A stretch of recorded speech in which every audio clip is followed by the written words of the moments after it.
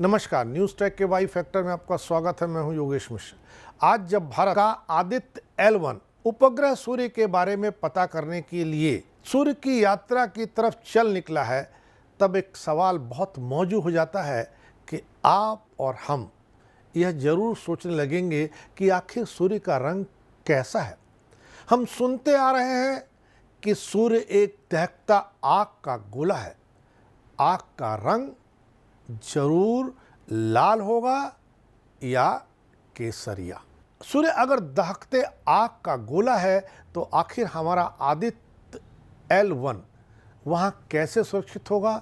कहा जाता था कि सूर्य के सामने जाते ही आदमी भस्म हो जाता है। आखिर कैसे ये उपग्रह बचे हुए हैं, ये ढेर सारे सवाल हमारे आपके दिमाग में आते होंगे।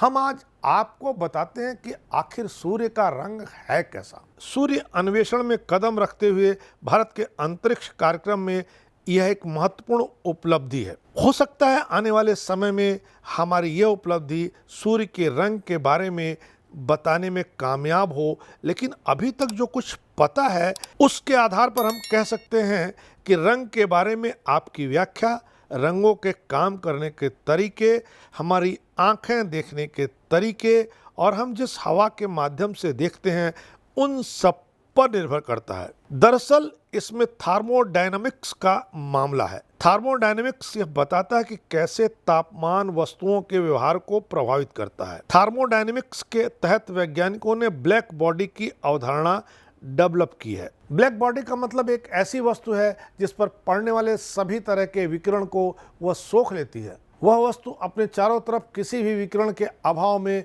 पूरी तरह से ठंडी होगी, किसी भी तरह की गर्मी को बाहर नहीं फेंकेगी, लेकिन प्रकाश की उपस्थिति में ब्लैक बॉडी गर्म होना शुरू हो जाएगी।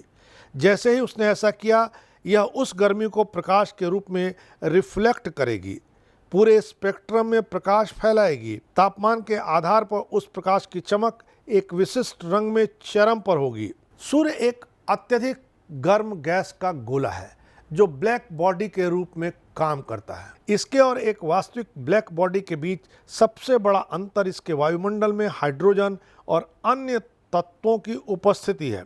आश्चर्य रूप से सूर्य स्पेक्ट्रम के नीले और हरे भाग से ज़्यादा चमकीला होता है और लाल रंग की ओर वह मंद हो जाता है। जब प्रकाश हमारी आंखों के सिलेंडर के आकार वाले सेल्स या कोशिकाओं से टकराता है तो वे मस्तिष्क को संकेत भेजते हैं कि विभिन्न रंगों में प्रकाश कितना तीव्र है। मस्तिष्क उन संकेतों की तुलना करके उन्हें रंगों के रूप में समझता है। अगर आने वाला प्रकाश विजिबल स्पेक्ट्रम में समान रूप से चमकीला है तो हमें वह प्रकाश सफ़ेद दिखाई देता है। सूरज के साथ भी ऐसा ही होता है, इसलिए आप कह सकते हैं कि सूरज सफ़ेद होता है। सूरज का रंग सफ़ेद है।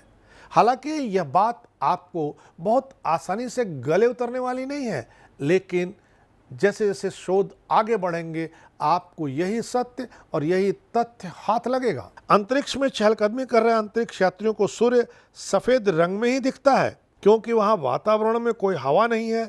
जब सूर्य का प्रकाश हमारी हवा से होकर गुजरता है तो उस रोशनी का कुछ भाग अवशोषित हो जाता है या दूर बिखर जाता है।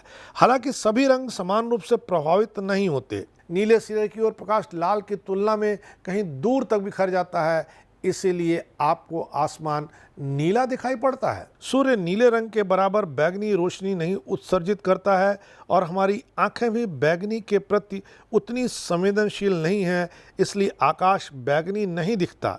इस प्रक्रिया से सूर्य का रंग थोड़ा बदल जाता है। यह भी समझना जरूरी है कि हमारा मस्तिष्क सापेक्ष तरीके से यानी कंट्रास्ट में रंग की व्याख्या करता है।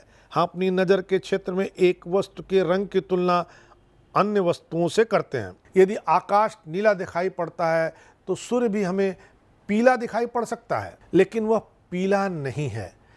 आप इसे ऐसे समझिए कि अगर सूर्य पीला होता तो जो कागज़ आप देखते हैं वो सफ़ेद की जगह आपको पीला दिखाई पड़ता। सूरज की रोशनी में कागज के सफ़ेद दिखने का सीधा रिश्ता सूरज के सफ़ेद दिखने से ही है। इसके अलावा सूर्य को सीधे देखकर उसके रंग का अनुमान लगाना बहुत कठिन है।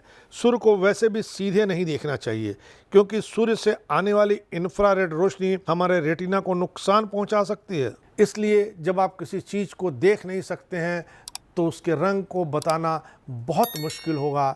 पर जैसे अंतरिक्ष यात्रियों को सूर्य दिखता है, पर जिस आधार पर कागज़ सफ़ेद दिखता है और अब तक जो सूर्य के बारे में हमारी जानकारियां हैं वह सब इकट्ठा करते हैं, उस सब से गुजरते हैं, तो पता चलता है कि सूर्य का रंग सफ़ेद है। सूर्य के सफ़ेद रंग पर फ़िलहाल यकीन कीजिए, नई जानकारियों का इंतज़ार कीजिए। इस बार इतना ही, अगली बार फिर मिलेंगे किसी नए सवाल पर नए ढंग से बात करने के लिए। तब तक के लिए नमस्कार।